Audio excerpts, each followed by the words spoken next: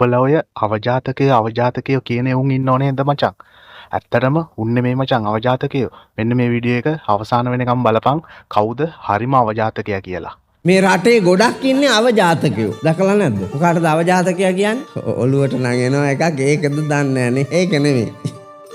ඔබේ ඔළුවට ආපු එක නෙමෙයි. ඒක වැරදි එකක්. අවජාතක කියලා කියනවා මවගේ ගුණත් නැති, පියාගේ ගුණත් නැති, පරපුරේ ගුණයකුත් නැති, පවතින සමාජයේ ගුණයකුත් නැති අසත්පුරුෂ ගති ඇති යමෙක් ඉන්නවා නම් ලෝකයට නිගාවන විදිහේ ඒක අවජාතක. ඒක තමයි අවජාතකයා කියන්නේ. ඒ වුණාට අපේ සමාජයේ අවජාතක කියලා කියන්නේ පෙන්නන්න තරමේ උප්පැන්නේ තාත්තෙක් නැති එක. උප්පැන්නේ තාත්තලා ඕනේ කොහේ හරි තාත්තෙක් ඉන්නවනේ. ඒක අවජාතක නෙමෙයි. අවජාතක කියලා කියන්නේ දැන් අපි හිතමුකෝ එහෙම හැදුනා කියලා. පෙන්නන්න තාත්තෙක් නැහැ. කුමාර කාශ්‍යප මාතාවට බිහි වෙච්ච බබාට පෙන්නන්න තාත්තෙක් හිටියද හඳුන්නේ? කුමාර කාශ්‍යප හාමුදුරුවෝ මහරහත් භාවයට පත් වුණා චූටි කාලෙම.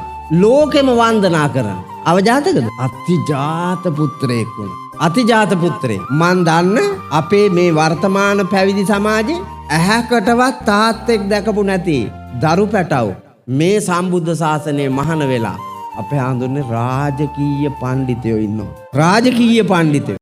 මං හිතනවා මචං මේ වීඩියෝ එකෙන් උඹ හරියටම දැනගන්න ඇති කියලා අවජාතකයා කියන්නේ කවුද කියලා. අවජාතකයෝ කියන්නේ මචං තාත්තවත් අම්මවත් නැතුව ඉන්න එක නෙමෙයි. තාත්තා අම්මා නැතත් මචං ඌ හොඳට හැදිලා නම් ඌ සමාජයේ හොඳ මිනිස්සෙක්. අවජාතකයෙක් නෙමෙයි. අවජාතකයෝ කියන්නේ මචං ඔය සමාජයට පිළිලයක් වෙලා, සමාජයට වදයක් වෙලා, සමාජයට බරක් වෙලා, පොළොව මේ මහ පොළොවට බරක් වෙලා අන්නේ ඉන්නේ උන් තමයි මචං අවජාතකයෝ කියන්නේ. අද ඉඳන්වත් උඹ හැදියන් කවදාවත් අම්මා තාත්තා නැතුව ඉන්න කෙට්ට අවජාතකයා කියලා කියන්න එපා මචං.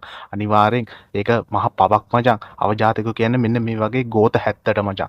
සමාජයට පිළිලයක් වෙලා කුඩු ගගහ, ගංජා ගගහ, ඉස් ගගහ, බෝක්කු අස්සෙයි, පාරවල් අස්සෙයි අන්න උන්ට තමයි මචං අවජාතකයෝ කියන්නේ. අද ඉඳන්වත් උඹලා හැදියන්. දැන් මේ වීඩියෝ එක හැමෝටම බලන්න ෂෙයා කරපන්. මොකද අවජාතකයෝ කියලා කියන දන්නේ නැති උන් පිරිසක් මාර විදියට ඉන්නවා මචං. මේ අවජාතකයා කියන්නේ කාටද කියලා කියන්නේ නැති. ඒක නිසා මේ වීඩියෝ එක හැමෝටම බලන්න ෂෙයා කරපන්. කවුද අවජාතකයා කියලා උන්ගේ මොළ ඇතුළට මේක කාවත් දන්න ඕනේ මචං. ඒක නිසා මේ වීඩියෝ එක අනිවාර්යෙන් ෂෙයා කරලා ලයික් එකකුත් දාලා කමෙන්ට් එකකුත් දාලා අනිවාර්යෙන් මාව ෆලෝ කරන්න කියලා ආදරෙන් ඉල්ලනවා මචං.